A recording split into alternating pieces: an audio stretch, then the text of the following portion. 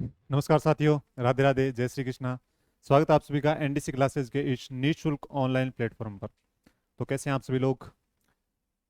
पढ़ाई चल रही होगी आपकी मस्त और स्वस्थ तरीके से। और आज की जो क्लास है अपनी एमसीक्यू क्लास है, प्रश्नोत्तरी की क्लास है। पता है आपको पर्यटन का जो पार्ट है अपना पूरा हो चुका है। और नेक्स्ट क्लास होगी जो अपनी परिवहन की होगी। और बार बार बताया भी है मैंने, अपनी क्रमबद्ध रूप से जो ज्योग्राफी चल रही है वो पूर्ण रूप से होगी, फर्स्ट ग्रेड और सेकंड ग्रेड के हिसाब से पूरी होगी। कोई टेंशन लेने वाली बात नहीं है। कमेंट कर रहे हो वहाँ पे कि सर सेकंड ग्रेड के हिसाब से करो, सेकंड ग्रेड के हिसाब से करो। हाँ, सेकंड ग्रेड के हिसाब से भी चल रही है, कोई दिक्कत नहीं है। तो फर्स्ट ग्रेड और सेकंड ग्रेड के अंदर आप सिलेबस देख लेना, तो उसके हिसाब से ही चल रही है। ठीक है। आज की जो क्लास है पर्यटन है। तो पर्यटन में क्या क्या पढ़ा था आपने? 3 क्लासें हुई थी पर्यटन में। तो बताओ जल्दी से, पर्यटन के अंदर क्या क्या पढ़ा था? तो पर्यटन की योजनाएं कौन कौन सी है, और पर्यटन में कौन कौन सी जो नीतियां हैं वो लागू की गई है, वो भी आपको पता होना चाहिए। पर्यटन के अंदर कौन से महोत्सव हैं, कौन से मेले हैं जो चलाए जाते हैं पर्यटन विभाग द्वारा। पर्यटन के अंदर कितने सर्किटों में राजस्थान को बांटा गया है वो भी पता होना चाहिए। सफारी आपको पता है, रोप वे पता है, यानी कि पर्यटन को बढ़ावा देने वाले स्थान कौन कौन से हैं राजस्थान के अंदर वो भी पता होना चाहिए। लोगो क्या है वो भी पता होना चाहिए। उद्योग को दर्जा कब दिया, पर्यटन को उद्योग का दर्जा कब दिया गया था वो भी पता होना चाहिए। ये सारी चीजें हैं, वो पर्यटन से क्वेश्चन यहीं से उठते हैं, कोई बाहर से नहीं उठाए जाते क्वेश्चन।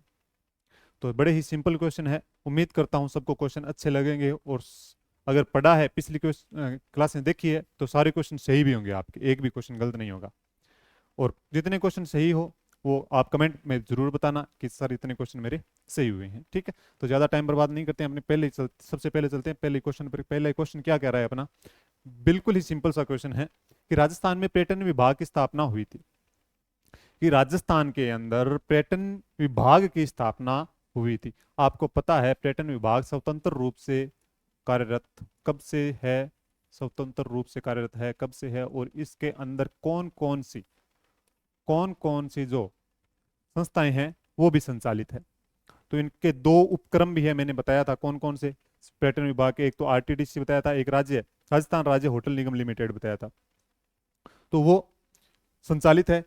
राजस्थान में पर्यटन विभाग की स्थापना हुई थी 1956, 1968, 1952 या फिर 1958। जल्दी से बताओ आंसर। जल्दी से आंसर आना चाहिए, कमेंट चलते रहना चाहिए। ये आपका अभ्यास, ये है प्रैक्टिस है ये। तो प्रैक्टिस है तो आपके कमेंट के अंदर वहां पे आंसर आएगा, तभी आपको पता चलेगा कि सही हो या गलत। मतलब आंसर का पता चल जाएगा आपको साथ साथ में। अगर गलत आंसर दे रहे हो तो हाथों हाथ याद हो जाएगा। तो कई ऐसे सोच लेते हैं कि क्लास देख लेंगे, आंसर करना है या नहीं करना कोई मतलब नहीं है। लेकिन मैं बता देता हूं कि अगर आप आंसर दोगे वहां पे, तो आपके वहां से गलत होने के चांसेस कम हो जाएंगे। क्योंकि आपको पता होगा कि हाँ, ये जो जो मेरा क्वेश्चन है वो गलत हुआ था, तो आगे कभी गलत नहीं होगा। ठीक है। तो राजस्थान में पर्यटन विभाग की स्थापना हुई थी 1956 में हुई थी। कब हुई थी? 1956 में हुई थी। आपको पता है, अपना सबसे पहला इंपॉर्टेंट क्वेश्चन बनता है और बार बार पूछा जाता है ये क्वेश्चन। तो अगर ये ऐसे सिंपल क्वेश्चन गलत होंगे तो कहीं ना कहीं दुख होता है। तो इस प्रकार के क्वेश्चन तो बिल्कुल भी गलत नहीं होने चाहिए। अगर इस प्रकार के क्वेश्चन गलत होते हैं ना, तो कहीं ना कहीं हम पिछड़ जाते हैं। रेस जो है ऊपर जाने की, वो कहीं ना कहीं बिगड़ जाएगी। आगे चलते हैं। नेक्स्ट क्वेश्चन क्या कह रहा है अपना? नेक्स्ट क्वेश्चन कह रहा है राजस्थान इको टूरिज्म नीति जारी की गई है। राजस्थान इको टूरिज्म नीति, इंपॉर्टेंट करो इसको, राजस्थान इको टूरिज्म नीति जारी की गई है। तो बताओ जल्दी से आंसर क्या होना चाहिए इसका? राजस्थान इको टूरिज्म नीति कब जारी की गई थी? तो जल्दी से बताओ। दिसंबर 2020, अगस्त 2020, जुलाई 2021 या फिर अप्रैल 2021? तो जल्दी से आपका आंसर ये क्या होना चाहिए, जल्दी से बताओ। तो आंसर इसका क्या होगा? जुलाई 2021। जुलाई 2021। और जुलाई में भी अगर एग्जैक्ट डेट पूछ ली जाए तो 21 जुलाई 2021 आपका राइट आंसर होगा। ध्यान रखना, इको टूरिज्म नीति, ग्रामीण नीति, नवीनतम पर्यटन नीति, ये सारी की सारी नीतियां हैं, वो सारी इंपॉर्टेंट है, तो वो याद जरूर कर लेना। ठीक है। तो सारी की सारी जो नीतियां हैं वो जरूर याद कर लेना। राजस्थान इको टूरिज्म नीति जारी की गई थी जुलाई 2021, यानी एग्जैक्ट डेट पूछ ली जाए तो 21 जुलाई 2021 हो जाएगा आपका। राजस्थान पर्यटन नीति, राजस्थान पर्यटन नीति 2020, 2020 कब लागू की गई? राजस्थान पर्यटन नीति, यानी कि जितनी भी नीतियां हैं, बार बार कह रहा हूं, याद कर लेना, रट लेना, देख लेना। ठीक है। 9 सितंबर 2020, 9 अक्टूबर 2020, 9 नवंबर 2020 या फिर 9 दिसंबर 2020 कब की गई थी? पूछ लिया जाए, अगर पूछ लिया जाए कि राजस्थान की प्रथम पर्यटन नीति कब जारी की गई थी? प्रथम पर्यटन नीति, प्रथम पर्यटन नीति पूछ ली जाए तो कब होगी बताओ? प्रथम पर्यटन नीति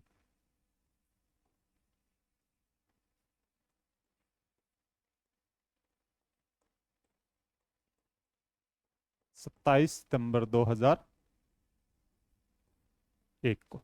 पता है ना सबको? पूछा जा सकता है ये भी क्वेश्चन। अगर पूछ लिया जाए कि राजस्थान पर्यटन नीति 2020 कब जारी की गई, कब लागू की गई थी, तो 9 सितंबर 2020 को। 9 सितंबर 2020 को आपका क्या हो जाएगा? राइट आंसर हो जाएगा। कोई दिक्कत समस्या? ये तो रटनी ही पड़ेगी, देखनी पड़ेगी। जितनी भी नीतियां हैं वो देखनी पड़ेगी। यहां से एक क्वेश्चन जरूर उठता है नीतियों में से, क्वेश्चन कहीं ना कहीं एग्जाम के अंदर ये मान के चलो कि हर दूसरा या तीसरा एग्जाम है वहां से नीतियों से क्वेश्चन जरूर पूछ लिया जाता है। तो यानी कि ये important, very very very important के अंदर क्वेश्चन आ जाएंगे ये। आगे देखो, आगे क्या है? सुमेलित कीजिए। अब सुमेलित करना है, जितने भी सर्किट हैं वहाँ उनमें सुमेलित करना है। और इंपॉर्टेंट भी आ जाएगा क्योंकि मैंने सर्किट करवाए हैं, सर्किट या फिर कह सकते हैं परिपथ। तो उनमें से कौन से जिले किस में आते हैं, कौन से स्थान किस में आते हैं, वो बताना है आपको। तो ब्रज मेवात सर्किट, मैंने ब्रज या फिर भरतपुर सर्किट और मेवात सर्किट अलग अलग करवाए थे, लेकिन अगर इन दोनों को साथ में भी पूछ लिया जाए तो भी कोई दिक्कत नहीं है। ब्रज सर्किट, और एक ब्रज सर्किट है, और एक कौन सा है? अलवर सर्किट, या फिर उसको कह सकते हैं मेवात सर्किट। मेवात सर्किट में कौन सा जिला आता है? अलवर आता है एक। और अब जो नया आ गया है वो कौन सा है? खेरतल, तिजारा भी आ जाएगा, कोई दिक्कत नहीं है। ब्रज सर्किट के अंदर कौन कौन से आते हैं? भरतपुर, डीग, धौलपुर, करौली, वो आ जाएंगे, सवाई माधोपुर वगैरह, ठीक है। ब्रज मेवात सर्किट, शेखावाटी सर्किट में कौन सा आएगा? मरु सर्किट में कौन सा आएगा? मेरवाड़ा सर्किट में कौन सा आएगा? ब्रज मेवात सर्किट, यानी कि मेवात तो अलवर है ही, और ब्रज यानी कि भरतपुर व सवाई माधोपुर वाला क्षेत्र भी आ जाएगा, ठीक है। तो यानी कि ए का एक, ए का एक। शेखावाटी सर्किट, शेखावाटी सर्किट चूरू, सीकर, झुंझुनू, चूरू, सीकर, झुंझुनू, साथ में नीम का थाना भी आ जाएगा। तो कौन सा आ जाएगा? बी का तीन, बी का तीन आ जाएगा। मरु सर्किट, मरु सर्किट आपको पता है कौन सा आ जाएगा? जोधपुर, जैसलमेर, बीकानेर और बाड़मेर। बाड़मेर जो नया शामिल किया गया है, बाड़मेर नहीं था तब तक इसको क्या बोल सकते थे अपने? डेजर्ट ट्रायंगल, ठीक है। तो मरु सर्किट चार आ जाएगा, ठीक है। ए का एक, दो का तीन, और सी का चार। और मेरवाड़ा सर्किट अजमेर, पुष्कर, मेड़ता और नागौरा। तो राइट आंसर कौन सा हो जाएगा आपका? सी राइट आंसर हो जाएगा। आगे देखो, आगे है राजस्थान पर्यटन के विपणन अभियान की वर्तमान टैगलाइन क्या है? राजस्थान पर्यटन विपणन अभियान की वर्तमान टैगलाइन क्या है? क्या है बताओ? पधारो मारे देश, जाने क्या दिख जाए, कुछ दिन तो गुजारे राजस्थान में, या फिर रंगीला राजस्थान। तो आपको पता होना चाहिए पुनः 2019 के अंदर अपना लोगो बदल दिया गया था। पहले 1983 में था, लेकिन अब बदल दिया गया है। तो कौन सा है? ये आ जाएगा, पधारो मारे देश। ये पंचवाक्य है, Rajasthan the incredible state of India, Rajasthan Bharat का अतुल्य राज्य। ये क्या है? पंचवाक्य है। साथ में पधारो हमारे देश क्या है? लोगो है। पता है आपको? आगे अगर पूछ लिया जाए प्रथम लोगो कौन सा है, तो ढोला मारू, पता है, कोई दिक्कत नहीं। आगे देखो, राजस्थान में निम्न में से कौन से धार्मिक महत्व के स्थान को विकास के लिए प्रसाद योजना में सम्मिलित किया गया है?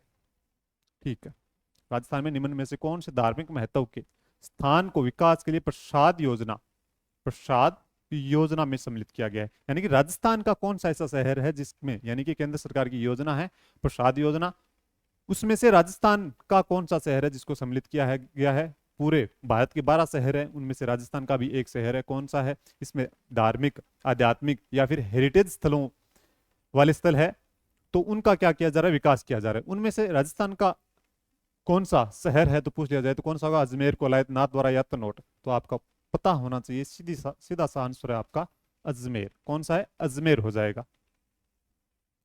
कौन सा हो जाएगा? अजमेर। प्रसाद योजना पूछ ली जाए तो किसके लिए है? उद्देश्य इसका क्या है? क्या है उद्देश्य? तो उद्देश्य कौन सा हो जाएगा? धार्मिक, आध्यात्मिक या फिर हेरिटेज महत्व वाले स्थलों का विकास करना। तो उसमें से राजस्थान का एक शहर कौन सा है? अजमेर शहर है। ओके, आगे देखो, आगे है, राजस्थान में कौन सा विभाग वरिष्ठ नागरिकों के लिए वरिष्ठ नागरिक तीर्थ यात्रा योजना आयोजित करता है? बिल्कुल ही आसान सा क्वेश्चन है। वरिष्ठ नागरिक तीर्थ यात्रा योजना, वरिष्ठ नागरिकों के लिए कौन सा विभाग ये योजना संचालित कर रहा है या फिर आयोजित कर रहा है? तो कौन सा विभाग होगा? संस्कृति विभाग, सामान्य प्रशासन विभाग, देवस्थान विभाग या फिर परिवहन विभाग? राज्य सरकार द्वारा देवस्थान विभाग द्वारा ये संचालन किया जा रहा है। किसके द्वारा? देवस्थान विभाग द्वारा ये संचालन किया जा रहा है। कोई दिक्कत समस्या? बिल्कुल सिंपल है ना। आगे देखो, इस प्रकार के पूछे जाएंगे क्वेश्चन, कोई दिक्कत नहीं है। 1 वीक, ये बड़ा इंपॉर्टेंट क्वेश्चन है और बड़ा सुंदर क्वेश्चन है। 1 वीक इन वंडरलैंड किस रेलगाड़ी का स्लोगन है? 1 वीक इन वंडरलैंड, यानी कि इस रेलगाड़ी द्वारा कितने दिनों की यात्रा होती है? 7 दिनों की यात्रा होती है, लेकिन इसका स्लोगन क्या है? 1 वीक इन वंडरलैंड। वंडरलैंड का अर्थ क्या बताया था मैंने? एक जादुई दुनिया, फिर आकर्षित करने वाली दुनिया, या फिर कह सकते हैं काल्पनिक दुनिया। यानी कि अगर हम इस गाड़ी के अंदर, रेलगाड़ी के अंदर यात्रा करेंगे तो हमें जादुई दुनिया का एहसास होगा, काल्पनिक दुनिया का एहसास होगा। यानी कि राज से शाही ठाट बाट वाली गाड़ी कौन सी है? तो आपको पता होना चाहिए, the great Aravalli train safari, royal Rajasthan of wheels, palace on wheels या फिर फेरी क्वीन। तो कौन सी होगी? Palace on wheels. Palace on wheels. इसका नया नाम पूछ लिया जाए तो कौन सा होगा? हेरिटेज। हेरिटेज पैलेस ऑन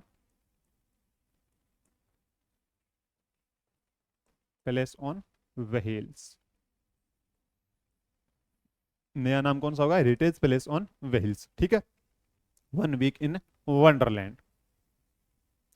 आगे है, सावित्री माता मंदिर रोपवे की लंबाई है। सावित्री माता मंदिर रोपवे की लंबाई है, इंपॉर्टेंट करो इसको, इंपॉर्टेंट करो। कितनी है बताओ? 700 मीटर, 800 मीटर, 600 मीटर या फिर 480 मीटर? कितनी होगी जल्दी बताओ? 700 मीटर, 800 मीटर, 600 मीटर या फिर 480 मीटर सावित्री माता मंदिर। अगर पूछ लिया जाए कि सबसे सुंधा माता मंदिर,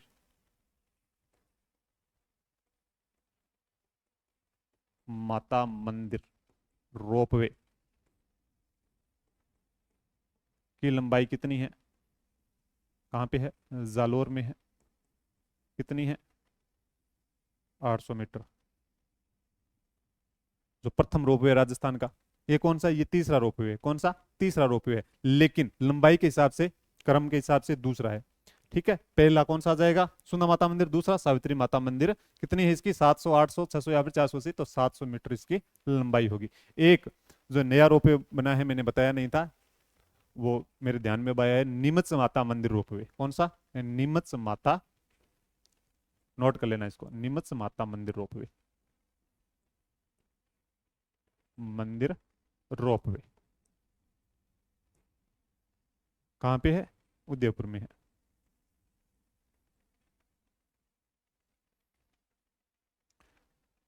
इसका उद्घाटन कब संचालित है? ये 22 जनवरी 2024 से, 22 जनवरी 2024 से क्या ये संचालित है, जब राम मंदिर की स्थापना की गई थी उस समय का। ठीक है, तो सावित्री माता मंदिर रोपवे की लंबाई 700 मीटर है, क्रम के हिसाब से, यानी कि लंबाई के हिसाब से दूसरा स्थान है, और वैसा राजस्थान का तीसरा रोपवे है। नीमच माता मंदिर कौन सा है? छठा रोपवे हो जाएगा। ठीक है, आगे देखो, आगे आपने हेरिटेज रिवर फ्रंट से कौन सा, हेरिटेज रिवर फ्रंट से कौन सा राष्ट्रीय राजमार्ग गुजरता है? हेरिटेज रिवर फ्रंट से कौन सा राष्ट्रीय राजमार्ग गुजरता है? परिवहन नहीं करवाया है, लेकिन मैंने ये बताया है कि हेरिटेज रिवर फ्रंट जो कहां पे है? कहां पे है? कोटा में है। कोटा में है और चंबल नदी पर है। चंबल नदी पर है। 6 लेन का राष्ट्रीय राजमार्ग है, 1.40 किलोमीटर लंबा है, बताया था ना। तो कौन सा है? तो NH48, NH27, NH58 और NH21। तो कौन सा होगा बताओ? तो जल्दी से बताओ। तो NH27, NH27 होगा। इसका पुराना नाम पूछ लिया जाए तो NH76 होगा। ठीक है, तो हेरिटेज रिवर फ्रंट में से कौन सा राष्ट्रीय राजमार्ग गुजरता है जो चंबल नदी पे है और कोटा के अंदर है? तो NH27, NH27 हो जाएगा आपका। आगे देखो, आगे थार महोत्सव कहाँ मनाया जाता है? इंपॉर्टेंट करो, गलत नहीं होना चाहिए, बिल्कुल भी गलत नहीं होना चाहिए। ये क्वेश्चन होना ही नहीं चाहिए, गलत। कि थार महोत्सव कहाँ मनाया जाता है? मरु पूछ लिया जाए तो कहाँ मनाया जाएगा, ऊंट पूछ लिया जाए तो कहाँ मनाया जाएगा, मारवाड़ पूछ लिया जाए तो कहाँ मनाया जाएगा, और थार पूछ लिया जाए तो कहाँ मनाया जाएगा? मरु, मरु महोत्सव जैसलमेर, मारवाड़ महोत्सव जोधपुर, ऊंट महोत्सव, ऊंट महोत्सव बीकानेर, और बाड़मेर में क्या होगा? थार महोत्सव। तो आपका राइट आंसर कौन सा होगा? बाड़मेर होगा। कोई दिक्कत समस्या? आगे। माउंट आबू सर्किट में शामिल नहीं है, माउंट आबू सर्किट में शामिल नहीं है।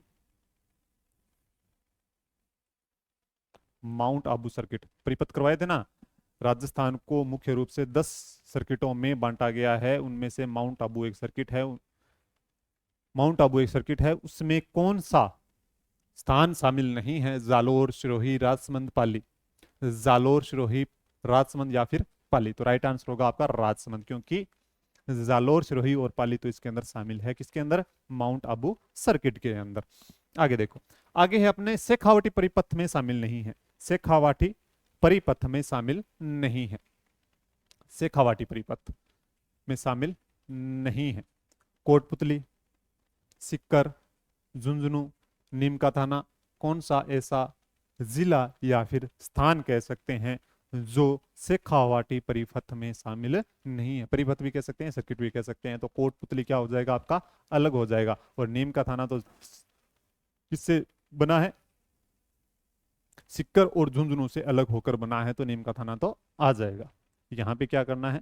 थोड़ा सा दिमाग का इस्तेमाल करना है और कुछ नहीं है, ठीक है? कॉमन सेंस का इस्तेमाल करना है। मैंगो फेस्टिवल, कहा था मैंने कि मैंगो फेस्टिवल इंपॉर्टेंट है, कहाँ का प्रसिद्ध है? मैंगो फेस्टिवल कहाँ का प्रसिद्ध है?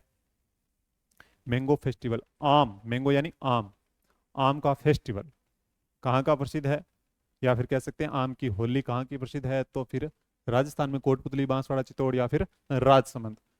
तो आपका क्या आंसर होगा? जल्दी से बताओ। बांसवाड़ा। तो मैंगो फेस्टिवल बांसवाड़ा। मैंगो नाम आते ही कहां पे जाना है आपको? आम, तो बांसवाड़ा, ठीक है? आगे है, राजस्थान का प्रथम रोपवे कब से संचालित है? राजस्थान का प्रथम रोपवे कब से संचालित है? इंपॉर्टेंट करो।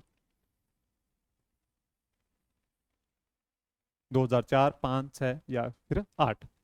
2004, 2005, 2006 या फिर 2008? सुंधा माता मंदिर रोपवे पता है आपको? सुंधा माता मंदिर रोपवे।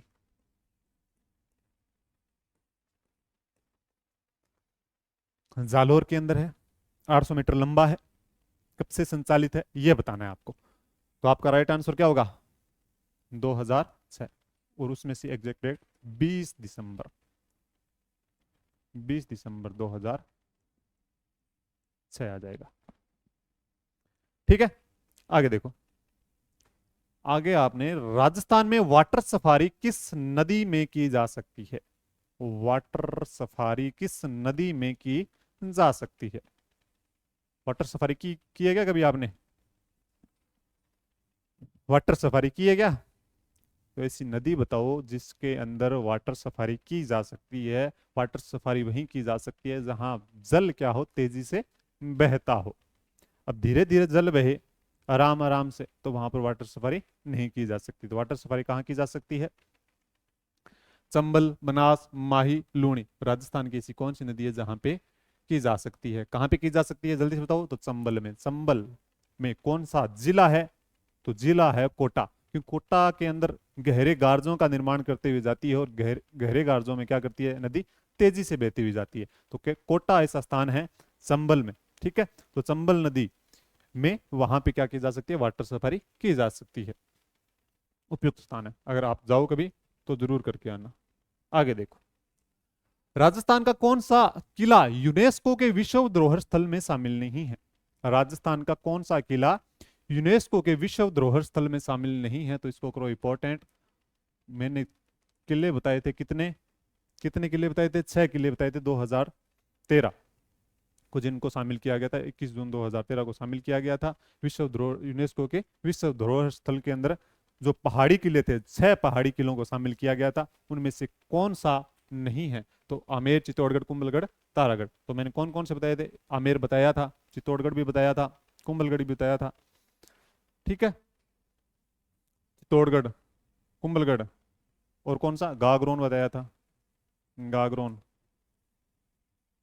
जैसलमेर का किला, रणथंबोर।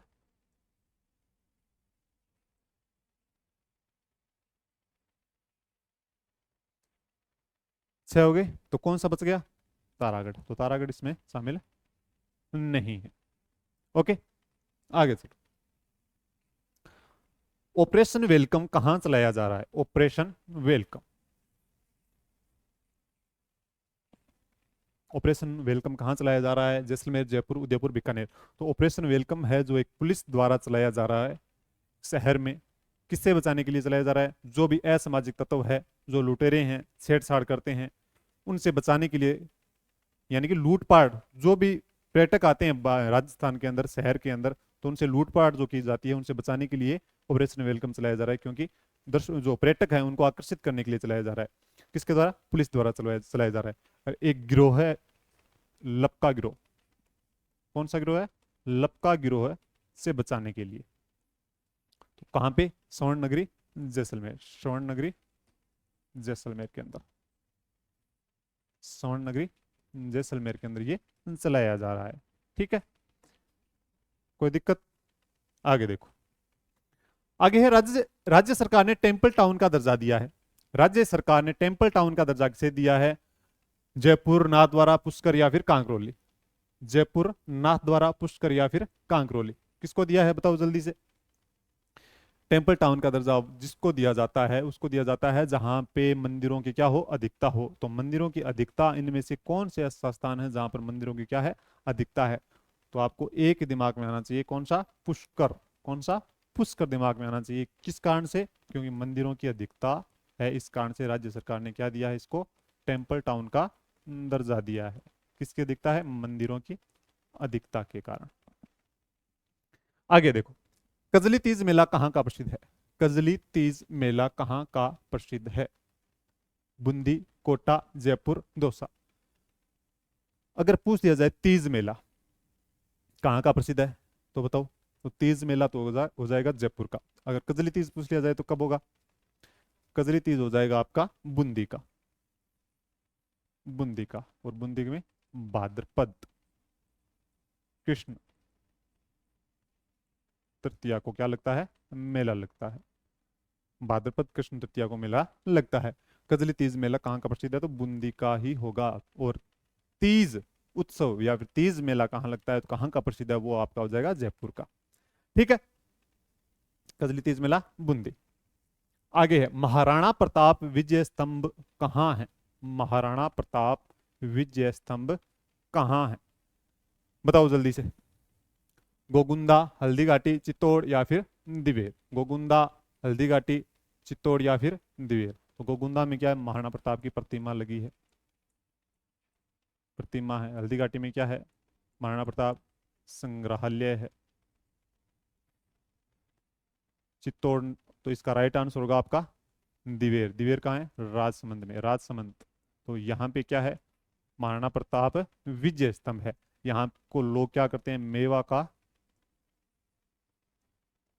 मथारा, इसको क्या कहते हैं? स्थानीय लोग वहां के कहते हैं इसको मेवा का मथारा कहते हैं। किसको? महाराणा प्रताप विजय स्तंभ को। प्रतिमा पूछ ली जाए तो गोगुंदा में है, संग्रहालय पूछ लिया जाए तो हल्दीघाटी में है, और विजय स्तंभ पूछ लिया जाए तो कहाँ पे है? दिवेर राजसमंद के अंदर है। महाराणा प्रताप विजय स्तंभ, महाराणा प्रताप की प्रतिमा जो लगी है गोगुंदा में लगी है, हल्दीघाटी में संग्रहालय है। ठीक है, आगे देखो, आगे राजस्थान पर्यटन विकास निगम लिमिटेड की स्थापना हुई। आरटीडीसी, आरटीडीसी, राजस्थान पर्यटन विकास निगम लिमिटेड की स्थापना हुई 1979, 1981, 1983, 1985। कब हुई थी बताओ जल्दी से बताओ। इसके अंदर विवाद चलता रहता है। 1978 होता है, 79 होगा, 80 होगा। तो आपको पता होना चाहिए इसकी स्थापना हुई थी 1979, और वो भी 1 अप्रैल,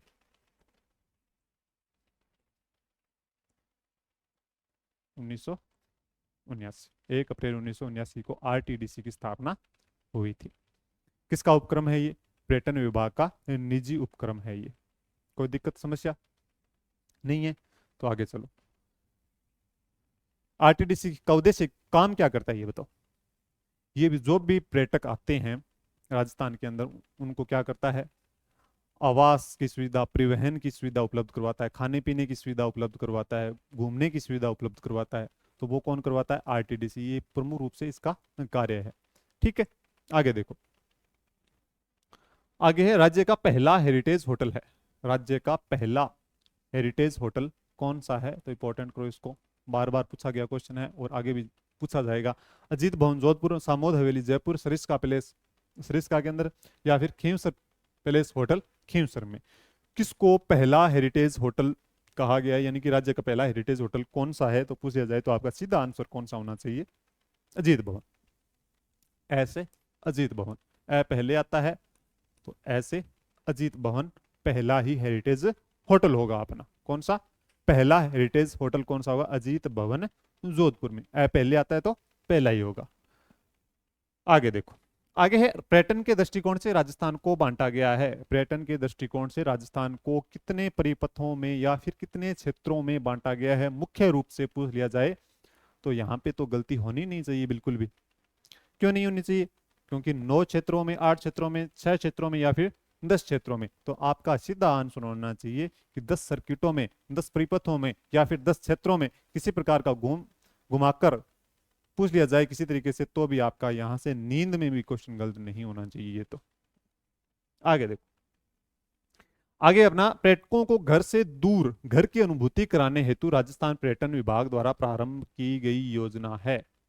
प्रारंभ की गई योजना है तो कौन सी योजना है बताओ? पर्यटकों को घर से दूर घर की अनुभूति कराने हेतु राजस्थान पर्यटन विभाग द्वारा प्रारंभ की गई योजना है। यानी कि घर से दूर जा रहे हैं, घूमने जा रहे हैं, फिर भी आपको घर की याद न आए, ऐसी योजना चलाई गई है। तो राज्य सरकार द्वारा कौन सी ऐसी योजना है जो चलाई गई है? Place on wheels heritage hotel paying guest, या फिर पधारो म्हारे देश। प्लेस ऑन व्हील्स तो क्या है? ये तो है रेलगाड़ी, शाही रेलगाड़ी। हेरिटेज होटल होटल है, पेइंग गेस्ट पधारो हमारे देश, ये तो क्या है? लोग है। पेइंग गेस्ट यानी कि घर से दूर घर जैसी सुविधा उपलब्ध करवाती है पेइंग गेस्ट योजना। पेइंग गेस्ट योजना, कोई दिक्कत इसके अंदर नहीं होनी चाहिए। इंपॉर्टेंट क्वेश्चन है, पूछा जाएगा और पूछा जाएगा, बार बार पूछा जाएगा ये क्वेश्चन। स्वर्णिम त्रिभुज कहा जाता है? गोल्डन ट्रायंगल किसे कहा जाता है? पूछ लिया जाए तो आपका क्या आंसर होगा? बताया था मैंने, पूछा जा सकता है कि जोधपुर जैसलमेर उदयपुर, जयपुर जोधपुर उदयपुर, जयपुर आगरा दिल्ली, या फिर जयपुर आगरा सवाई माधोपुर। मैंने कहा था कि राजस्थान का केवल एक शहर है, राजस्थान का इसके अंदर, राजस्थान का केवल एक शहर, वो कौन सा? जयपुर। कौन सा है? जयपुर है। तो जयपुर इसमें से कहां पर मिलेगा? जयपुर 3 जगह आ रहा है लेकिन एक ही शहर है, तो ये सवाई माधोपुर और आ गया तो ये नहीं होगा। जयपुर इसमें भी आ रहा है लेकिन ये तीनों के तीनों आ गए। यहां पर आ रहा है तो आगरा और दिल्ली भी क्या इस साथ में है, तो आपका राइट आंसर भी कौन सा होगा? जयपुर आगरा दिल्ली होगा। ये क्या बनाते हैं? स्वर्णिम त्रिभुज बनाते हैं, या फिर कह सकते हैं कि गोल्डन ट्रायंगल बनाते हैं। ओके, आगे देखो। आगे है अपना मरु पर्यटन सर्किट है। मरु पर्यटन सर्किट, पहले 3 जिले थे इसके अंदर लेकिन अब 4 हो गए हैं। मरु पर्यटन सर्किट में पहले तीन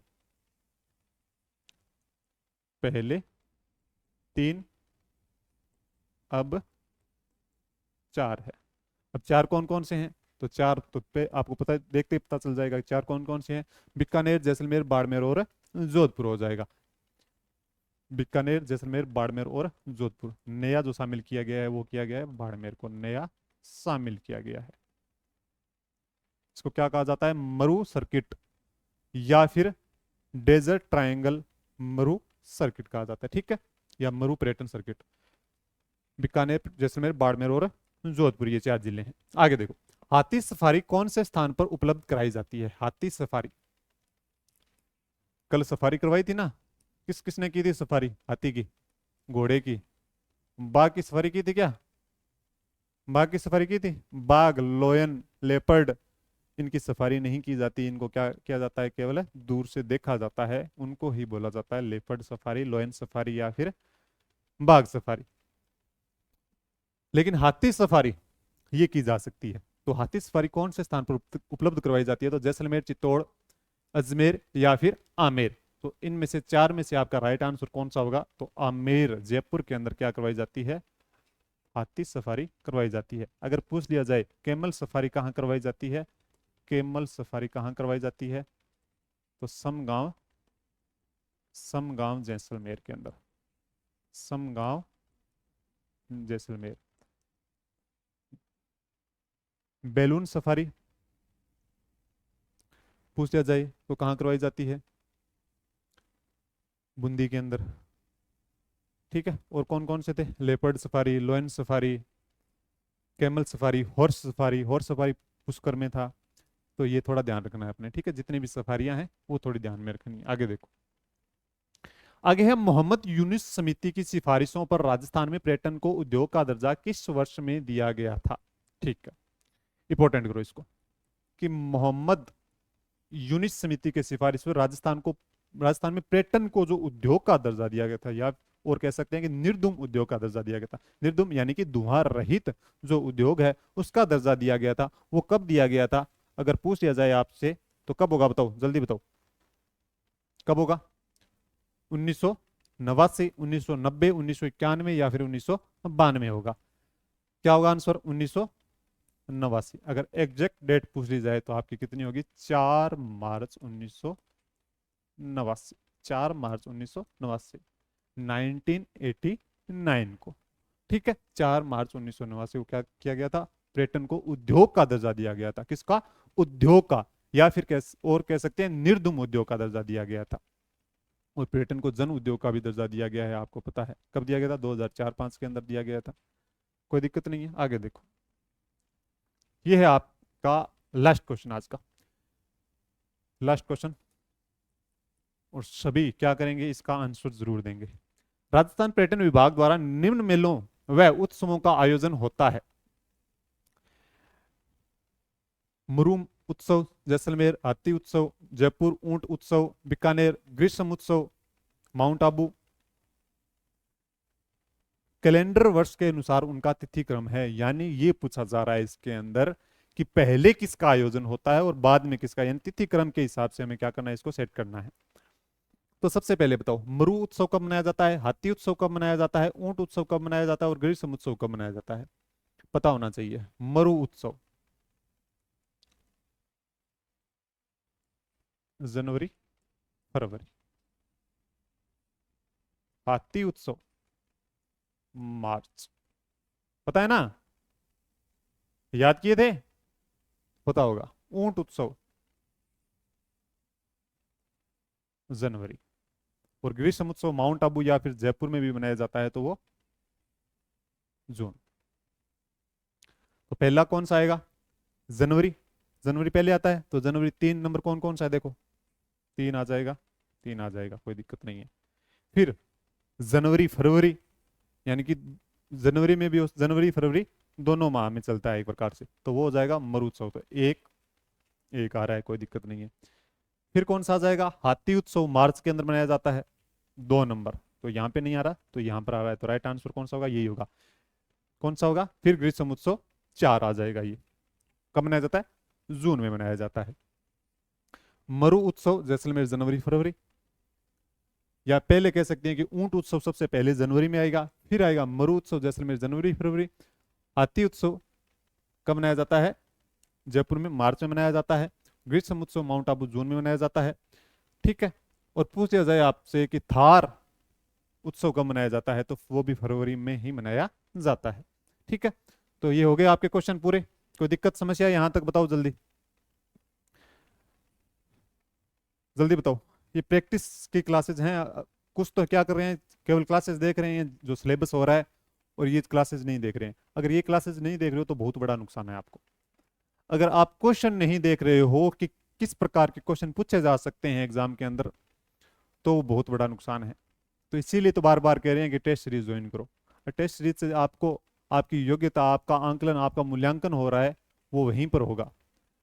तो टेस्ट सीरीज मैं बार बार कहूँगा कि जितने भी अगर फर्स्ट ग्रेड सेकंड ग्रेड के हिसाब से तैयारी कर रहे हो तो आप जाके टेस्ट सीरीज ज्वाइन करना। हिंदी पॉइंट एप्लीकेशन अगर आपने प्ले स्टोर पे जाके डाउनलोड नहीं किया हुआ है तो वो जाके डाउनलोड भी करना है। बाकी आपको पता है पीपीटी जो अपनी क्लासेस चल रही हैं तो वो सारी की सारी मिल रही है। उम्मीद कर रहा हूँ कि आप साथ साथ में नोट्स भी बना रहे होंगे। अगर क्लासेस रेगुलर देख रहे हो तो नोट्स भी बनाते हुए चलना साथ साथ के अंदर, ठीक है। इसके अलावा अगर आपने नहीं किया है यूट्यूब चैनल को सब्सक्राइब तो सब्सक्राइब जरूर करना, ठीक है, और अपने साथियों तक भी पहुंचाना। इसके अलावा अगर क्लासेस पसंद आ रही है तो लाइक करो, शेयर करो और सब्सक्राइब करो, कमेंट भी करो। ज़्यादा से ज़्यादा कमेंट आपके ज़रूरी है।